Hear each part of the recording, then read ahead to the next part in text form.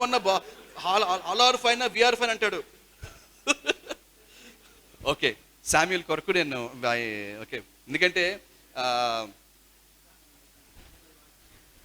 Shadrach, ఎందుకంటే one thing I learn from Kiran అంటే 99 మంది తెలుగు వాళ్ళు ఉన్నా కూడా ఒక్క వ్యక్తి తెలుగు రాని వ్యక్తి ఉన్న మన కాంగ్రిగేషన్ ఉంటే వెంటనే ట్రాన్స్లేటర్ ఉంటారు కిరణ్కి.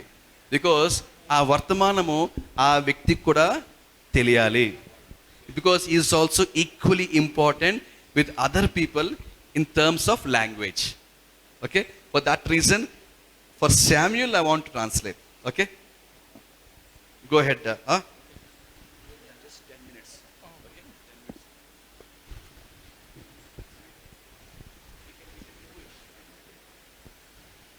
Okay. Keep your mic very near.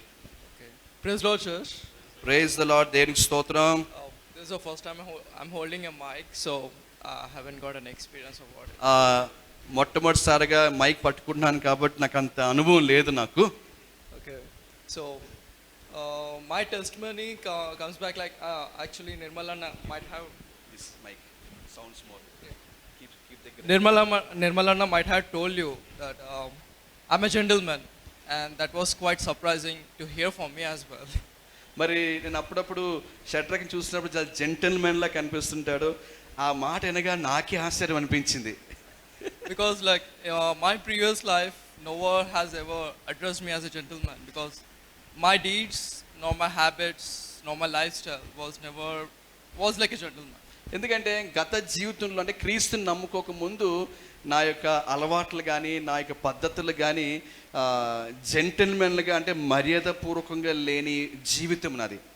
Even now if someone from the past would look at me, I don't think so they are going to believe what I am right now. ఒకవేళ కానీ నా కోసం తెలిసిన వ్యక్తులు ఎవరైనా సరే నా గత జీవితాన్ని చూసినట్లయితే నువ్వు నిజంగా జెంటిల్మెన్వేనా అని అంటారు. The fact why I'm telling you this is like I was an alcoholic.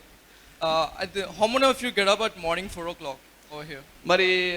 మరి ఎంతమంది 4 గంటలు లెగిస్తారు తెల్లవారి? 3 o'clock. ఎందుకంటే నా గత జీవితంలో నేను ఎక్కువ మద్యపానానికి అలవాటైన వ్యక్తిని. So my alcohol starts at 4 o'clock in the morning. So నా యొక్క త్రాగుడు తెల్లవారి 4 గంటలకి ప్రారంభం అవుతుంది. And from after that I'm a smoker as well. I'm a chain smoker. So తర్వాత నేను చైన్ స్మోకర్ని కూడా. So I need దాని తర్వాత after I have my drink, obviously I need a smoke. మరి తాగిన తర్వాత తప్పకుండా మరి సిగరెట్ తాగాల్సిందే కదా మరి. So even I'm a chain smoker, so I at least smoke around like 3 packs to 4 packs per day. మరి రోజుకి చైన్ స్మోకర్ కాబట్టి రోజుకి 3 నుంచి 4 ప్యాకెట్స్ సిగరెట్ ప్యాకెట్స్ తీసుకునేవాడిని. And including that I'm a drug addict as well again. దాంతోపాటు నేను మత్తు పానీయాలకు నేను బానిసైన వ్యక్తిని. So if you kind of know any drugs, like you just name it, I'm going to tell you what it's going to happen along with the dosage. ఒకవేళ కానీ మీ drugs కోసం మీకు తెలిసినట్లయితే ఆ పేరు చెప్పండి. ఆ పేరు చెప్పగానే దానికోసం మొత్తం అంతా చెప్పగలను. తీసుకున్న తర్వాత ఏమవుతుందో ఏంటో, including the chemical name as well. ఆ డ్రగ్లో ఏ ఒక రసాయన పదార్థాలు ఉంటాయో కూడా చెప్పగలను నేను. So that was my past life. That doesn't mean that I'm an uneducated. I'm brought up in a Christian family, and my family actually attends Hebron Church. అయితే నా జీవితం అలాగ ఉండేది. అంతే మాత్రం కాదు, అటువంటి అలవాట్లు మాత్రాన నేను చదువు లేనివాడిని కాదు. నేను చక్కగా చదువుకున్నాను. మరి నేను హెబ్రోన్ సంఘానికి వెళ్తుండేవాడిని. No, not me. నేను మా ఫ్యామిలీ మా కుటుంబం హెబ్రోన్ సంఘం వెళ్తుండేది. So at an early age I lost my parents. మరి చిన్నతనంలోనే నా తల్లిదండ్రులను కోల్పోయాను. And I have the only memorabilia is like I have a scar over here. మరి నాకు ఏదైనా జ్ఞాపకం ఉందంటే నా చిన్నతనంది ఇక్కడ ఒక మచ్చ ఉంది. బ్రదర్కి కనిపిస్తుంది కదా మచ్చ, ఆ మచ్చ మాత్రం నా జ్ఞాపకార్థం. And the only actual closest people in this world is my actually Ephraim daddy and Ruby mom. మరి ఈ ప్రపంచంలో నాకు అతి సమీపంగా ఆత్మీయ బంధువులుగా ఎవరైనా కుటుంబ బంధువులుగా ఎవరైనా ఉన్నారంటే మరి నా డాడీ ఎఫ్రైమా. And Ruby mummy is my mom's sister. మరి రూబీ మమ్మీ మరి నా కన్న తల్లి యొక్క సహోదరి. చెల్లి. And this I came to know when I was in 8th standard. మరి ఈ యొక్క సంబంధము నేను 8వ తరగతి చదువుతున్నప్పుడు నాకు ఈ విషయం తెలిసింది నాకు. So as per me, I was son of Sugna Alfred, and she had a school. She has a mentally challenged school. మరి నాకు తెలిసింది మటుకు నేను ఎవరిని కొడుకునంటే సుగుణ అనే ఒక అమ్మాయికి నేను కొడుకుని, అంటే సుగుణ నా తల్లి, కన్న తల్లి. సో ఆ సుగుణ అమ్మగారికి మెంటలీ ఛాలెంజ్ అంటే మానసిక రోగంతో బాధపడుతున్న పిల్లలకి ఒక స్కూల్ ఉండేది. ఆ స్కూల్ నడిపించేది వీళ్ళ కన్న తల్లి. No, my adopted parents. My adopted parents. Okay, బ్రదర్ని దత్తతగా తీసుకున్న తల్లిదండ్రులు, ఆ తల్లి. Okay, so this is my family background. So ఇది నా చిన్న కుటుంబం యొక్క విషయాలు. Okay, so unfortunately I don't know how I drifted away, because none of my friends do have this kind of habits. Okay, they are alcoholic, but not as me. మరి దురదృష్టశాతం మరి ఈ యొక్క అలవాట్లు మరి నాకు ఎందుకు అంటగట్టబడ్డా తెలియదు, కానీ ఎందుకు నాతో పాటు స్నేహితులు కూడా ఉన్నారు, వాళ్ళకి ఎటువంటి అలవాట్లు రాలేదు. I mean, they drink alcohol, but they don't drink as much as alcohol I drink. ఎందుకంటే వాళ్ళు కూడా మందు తాగుతారు, కానీ నేను తాగినంత వాళ్ళు తాగరు వాళ్ళు. So all of this was happening, and I have become a very unstable person in my life. మరి నా జీవితంలో మరి స్థిరము లేని వ్యక్తిగా నేను మార్చబడ్డాను. So the best example about my instability is like you name a company, and I might have actually worked over there. మరి నాలో ఎంత స్థిరం లేని తత్వం అంటే, మరి అనేక కంపెనీస్లో పనిచేస్తే నా కంపెనీ కోసం చెప్తే నేను ఆ కంపెనీ కోసం చెప్పగలను కొన్ని విషయాలు. So like if you name a company including Google, I have actually worked over there. మరి గూగుల్లో మరి ఒక కంపెనీ పేరు చెప్తే ఆ కంపెనీలో పనిచేస్తాను నేను. So it's been like 35 companies I have worked, but not for even 1 or 2 months. So అంటే నాలో స్థిరత్వం లేని ఒక ఉదాహరణ ఏంటంటే, నేను ఒక కంపెనీలో సరిగ్గా పని చేయలేదు. నేను దగ్గర 35 కంపెనీల దాకా పనిచేస్తాను. సో గూగుల్లో ఆ 35 కంపెనీలో కానీ మీరు చూపించి చెప్తే ఆ కంపెనీ కోసం చెప్పగలను. So my habits, my instability had cost me so much that my family has got fed up with me. మరి నాకున్న ఈ దుర్వాలాట్ల వల్ల ఈ యొక్క ఇటువంటి పరిస్థితిలో మరి నా కుటుంబము నా పట్ల ఎంతో ద్వేషించారు, నన్ను విడిచిపెట్టేశారు. Including my friends. My friends are because like whenever I see my friends, this proverbs comes to me like whenever a poor man comes into the street, they just turn away their heads. So that's what was happening practically with me. మరి నా జీవితంలో మరి అందరూ విడిచిపెట్టేశారు. Even నా close friends కూడా విడిచిపెట్టిన ముఖం చూసి తిప్పుకుని వెళ్ళిపోయేవారు. And this has like took a very big toll on me. I mean, drastically my mental health drifted in such a way that I was very depressed. కనుక ఇటువంటి పరిస్థితి వల్ల నా మానసిక స్థితిలో చాలా మార్పులు వచ్చాయి. ఒక విధమైన వ్యక్తి నుంచి ఇంకొక విధమైన వ్యక్తిలోనికి నేను మార్చబడ్డాను నేను. So I might have attempted suicide like almost 10 or 12 times now. మరి ఎంత ప్రభావం చూపించిందంటే దగ్గర 10 సార్లు కన్నా ఎక్కువే నేను ఆత్మహత్య చేసుకోవాలని నేను ప్రయత్నం చేశాను నేను. But with the words of encouragement by certain people, మరి కొంతమంది వ్యక్తుల ద్వారా వాళ్ళు మాట్లాడిన ప్రోత్సాహకరమైన మాటలు బట్టి I tried to live my life on my own. I started again working for a company, and I thought to build my life by myself with my own talents and with my education and everything. నా సొంత జ్ఞానముతో, నా సొంత తలాంతులతో, నేను కలిగి ఉన్న నా సొంత చదువుతో నా జీవితాన్ని మళ్ళా కట్టుకోవాలని నేను ప్రయత్నం చేశాను నేను. But that didn't work anyway. ఆ ప్రయత్నం కూడా ఫలించలేదు, పనిచేయలేదు. So in this way, I actually landed up in such a way that I can't pay my rent because like I started living alone. మరి ఈ పరిస్థితులు ఎంతవరకు నన్ను తీసుకెళ్ళిందంటే, నేను ఉంటున్న గదికి కూడా రెంట్ కట్టుకోలేని పరిస్థితి. And along with me there were 2 dogs again. Along with me 2 dogs. Okay, నాతో పాటు కూడా ఇంకొక 2 వ్యక్తులు ఉన్నారు. ఎవరంటే 2 dogs. And I couldn't even feed them again. మరి వాళ్ళు కూడా నేను ఫస్ట్ ఆఫ్ ఆల్ నేను తినలేకపోతున్నా, నాకే లేదు, వాళ్ళు కూడా పెట్టలేకపోతున్నా. So this made me in such a way that I felt like this world doesn't have a place for me. మరి నాకు ఎటువంటి ఆలోచన వచ్చంటే, ఈ యొక్క ప్రపంచంలో నేను ఉండడానికి స్థలం లేదా? So I thought I took a very good decision. I mean, like this time I took a firm decision in spite of my instability. మరి ఈసారి ఈ యొక్క స్థిరం లేని జీవితం పట్ల నేను సరైన నిర్ణయం తీసుకున్నాను. I want to die. నేను ఇంక చనిపోవాలి. So I took a rope. ఒక తాడు తీసుకున్నాను. And I took a stone. ఒక రాయి తీసుకున్నాను. And I started walking towards a pond. Pond. చెరువు. ఓకే, ఆ చెరువు వైపు నడడం మొదలెట్టాను నేను. So there was this small voice in my heart which was telling me, anyhow you're gonna die. So why don't you just give one more try? Why don't you try to call up your granny? మరి నేను ఈ ఈ తాడు పట్టుకొని ఒక చెరువు వైపు నడుస్తుండగా నా హృదయంలో చిన్న స్వరం నాకు వినిపించింది. నువ్వు ఎలాగా చనిపోవాలి నిర్ణయించుకున్నావు కదా, కనుక మరొక అవకాశం తీసుకొని నీ యొక్క గ్రానీకి ఫోన్ చేసి మాట్లాడు అనే స్వరం వినిపించింది ఒక్కసారి.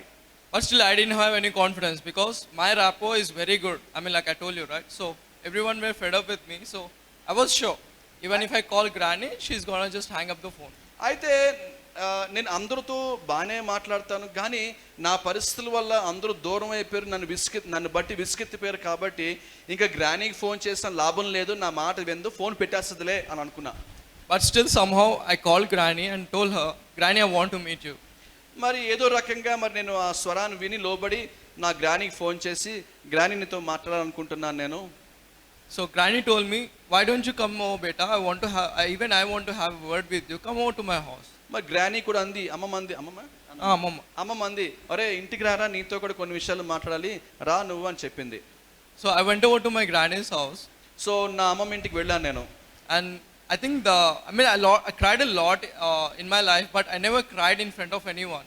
అయితే ఒంటరిగా నా జీవితంలో చాలా ఏడ్చాను, కానీ ఎప్పుడు కూడా అందరి ముందు ఏడవలేదు నేను. Because like whenever I come up in tears, I try to evade it by some kind of humor, jokes. Okay, ఎప్పుడన్నా అందరి ముందు ఏడడానికి ప్రయత్నిస్తే మా చూసేవాళ్ళు ఎగతాళి చేసేవాళ్ళు.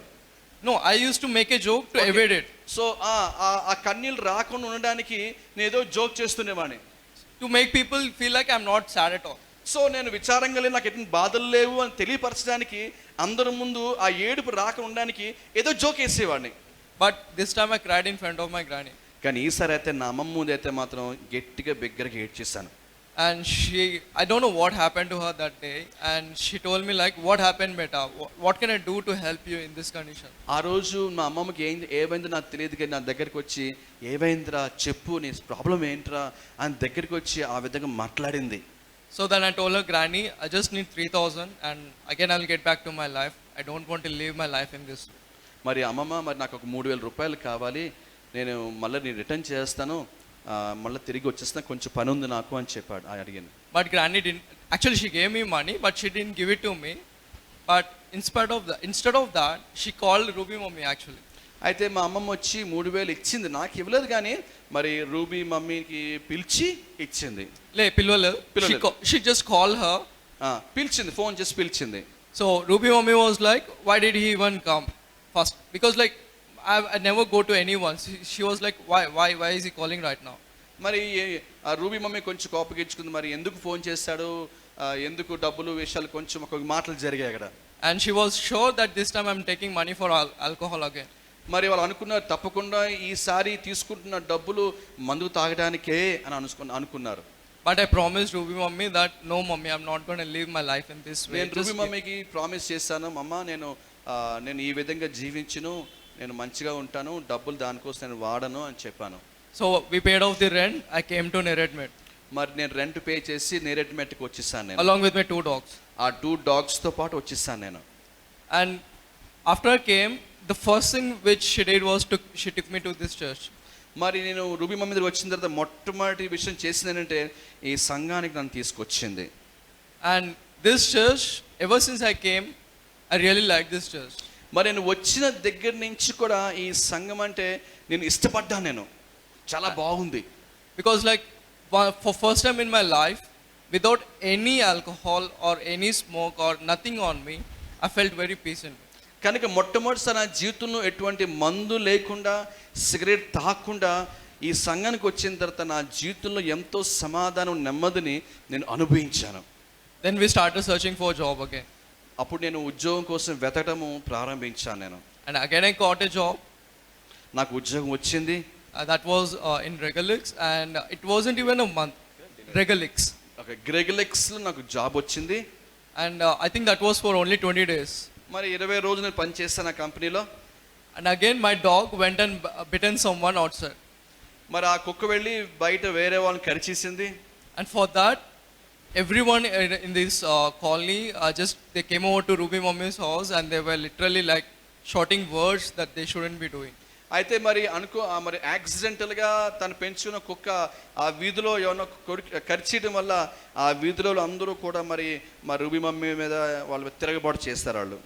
And in a case also was filed, FIR actually. మరి పోలీస్ కేసు కూడా ఫైల్ చేయడం జరిగింది.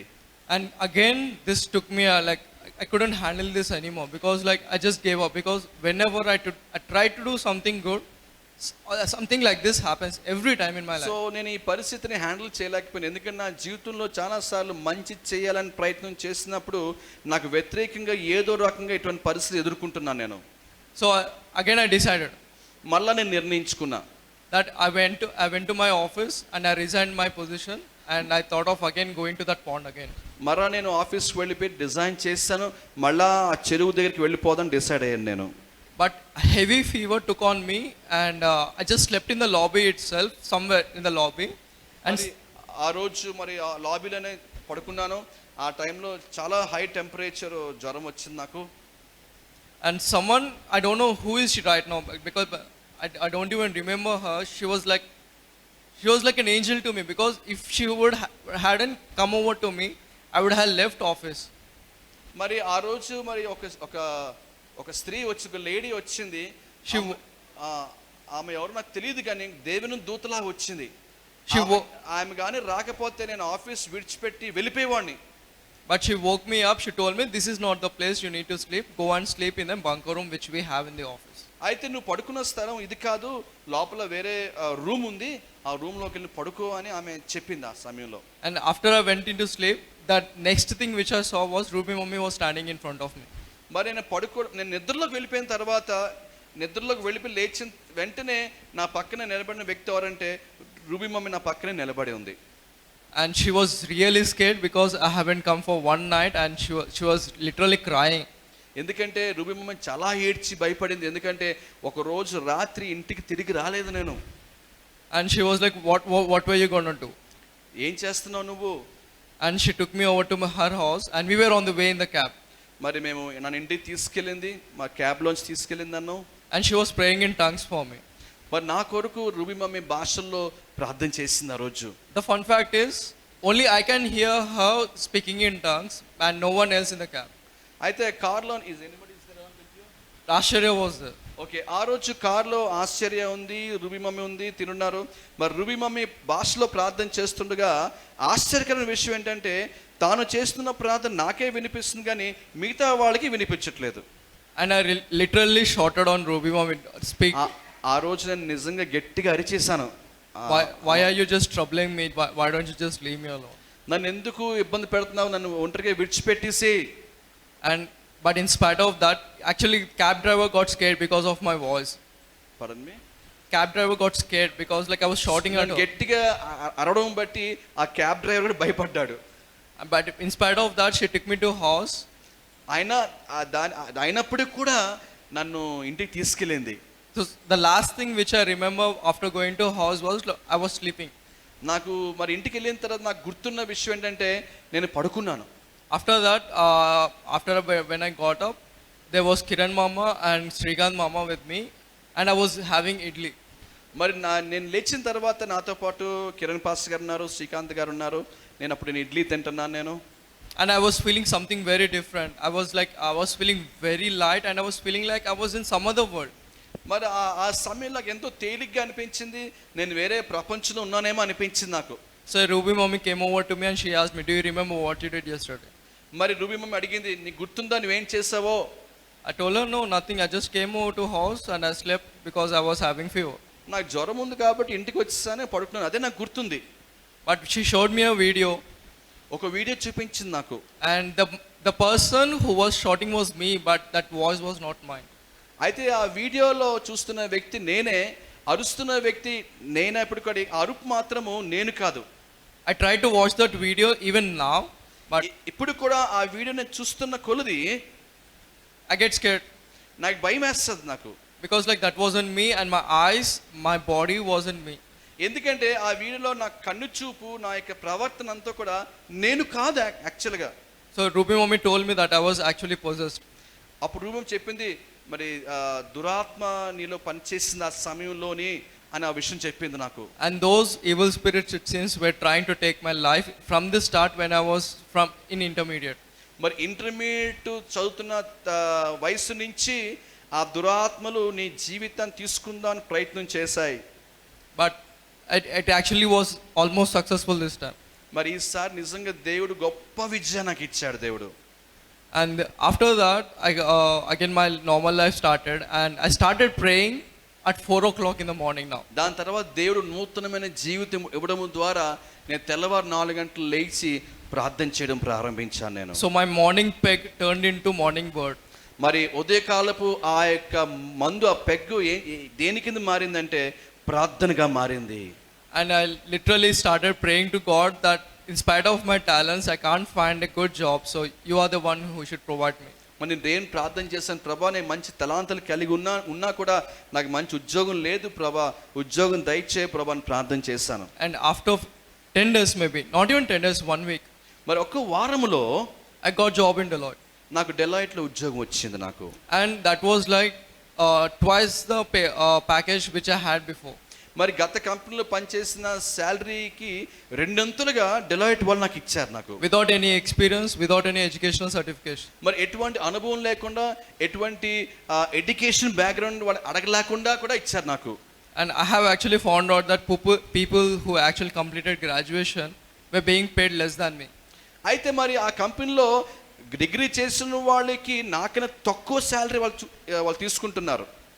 So this way God has really changed my life. Even now when my grandniece sees, like yesterday we met her, me and Rajesh and we met her, and she was thinking that I was someone else. So కనుక ఈ విధంగా దేవుడు కలుగు చేసుకున్న జీవితంలో అద్భుతమైన కార్యాలు జరిగించాడు. మరి నిన్న మరి రాజేష్ అన్నతో పాటు కలిసి మా అమ్మమ్మని కలిసాము. మా అమ్మమ్మ నన్ను చూసి ఎంతో ఆశ్చర్యపోయింది, నువ్వేనా అని చెప్పేసి, ఇంత మార్పు వచ్చిందా నేను జీవితంలో.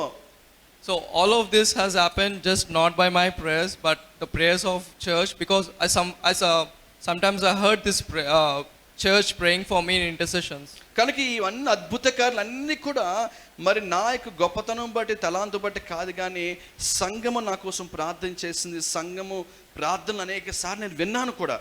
So if you have any doubt that God does listen to your prayers, so just look at me and I'm the answer to your prayers. ఒకవేళ నీ జీవితంలో నీ వ్యక్తిగతంగా దేవుడు నా ప్రార్థనలు ఆలకిస్తాడా అని సందేహం ఉంటే ఈరోజు నా జీవితాన్ని చూడండి, నా జీవితం చూసి నేర్చుకోండి, మీ ప్రార్థనలు తప్పకుండా దేవుడు ఆలకిస్తాడు. Because this church has prayed to me. Right now I'm standing here and telling this testimony. ఎందుకంటే ఈరోజు నేను నిలబడి సాక్ష్యం చెప్తున్నానంటే ఈ సంఘం చేసిన ప్రార్థన వలనే. And by God's grace, now I'm baptized, and I got baptized on the day the brother has got baptized. మరి దేవుని కృపను బట్టి మరి నేను బాప్తిజం తీసుకున్నాను. నాతో పాటు మరి ఉమా మహేశ్వర బ్రదర్ గారు, సుమన్ బ్రదర్ గారు, మరి వాళ్ళ అబ్బాయి కూడా బాప్తిజం తీసుకున్నారు. So thank you very much, church, for your prayers, and thank you very much, Monu and Ravish now. Because when I was sad, I was sitting on steps on Rakepuram church. Monu has really comforted me during those days. మరి మోనోని బట్టి, రవీష్ని బట్టి ప్రభుకి వందనాలు చెల్లిస్తున్నాను. ఎందుకంటే ఒకరోజు ఆర్కేపురం చర్చ్లో మెట్ల మీద కూర్చుని ఎంతో బాధతో ఉన్నాను, చాలా బాధతో ఉన్నాను. ఆ సమయంలో మోనో వచ్చి నేను ఎంతో ఆదరించి బలపరిచాడు నన్ను. And Ravish for mentoring me in my faith. మరి విశ్వాసంలో ఎదగడానికి మరి రవీష్ అన్న నాకు ఎంతో సహాయపడ్డాడు. And my father for supporting me in everything, even in my notoriety as well. మరి ఇతర మరి సరదాగా మాట్లాడుకునే విషయాల్లో కూడా మరి మా తండ్రిగా ఉన్న ఎఫ్రేమ్ అన్న కూడా నాకు ఎంతో, నా ఎఫ్రేమ్ డాడీ కూడా ఎంతో సహాయపడ్డారు. So that's all. This is my testimony. Thank you. ఇదే నా సాక్ష్యం. ప్రభు సాక్ష్యం దీవించును గాక. బిగ్గరగా చప్పలు కొడదాం, బిగ్గరగా. Thank you very much, thank you very much, thank you very much, thank you lord, thank you lord.